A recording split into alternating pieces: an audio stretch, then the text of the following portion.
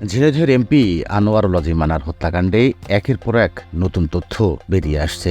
এতদিন ঘুরে ফিরে বন্ধু আখতারুজ্জামান শাহীনের নাম উঠে এলেও এবার জড়িয়ে পড়েছেন আওয়ামী লীগ নেতারাও।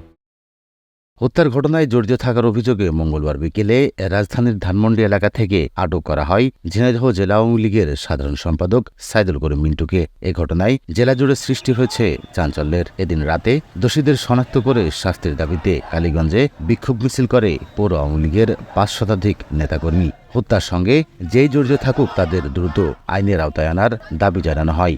যারা এর সঙ্গে জড়িত আছে, আমরা ঝিনাইদহ ৪ নির্বাচনী এলাকার সাধারণ মানুষ, আমরা প্রিয় নেতার এই মর্মান্তিকভাবে নিহত করা হয়েছে, আমরা এর দৃষ্টান্তমূলক সর্বোচ্চ শাস্তির দাবি করছি। আমরা প্রথমে মনে করেছিলাম যে শাহীনই হয়তো মূল পরিকল্পনাকারী, কিন্তু আস্তে আস্তে এটা অনেক দূর গড়াচ্ছে।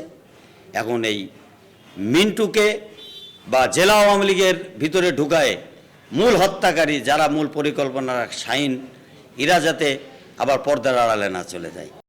নগদে ৫০০ টাকা বা তার বেশি পেমেন্টে পেতে পারেন ঢাকায় জমিসহ ২০ কোটি টাকার পুরস্কার।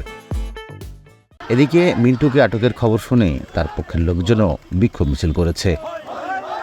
এর আগে গত ৬ জুন জেলা আওয়ামী লীগের ত্রাণ ও সমাজ কল্যাণ বিষয়ক সম্পাদক কাজী কামাল আহমেদ বাবুকে গ্রেফতার করে ডিবি। তিনি বর্তমানে ৭ দিনের রিমান্ডে আছেন। লোটাস রহমান সোহাগ, সময় সংবাদ, ঝিনাইদহ।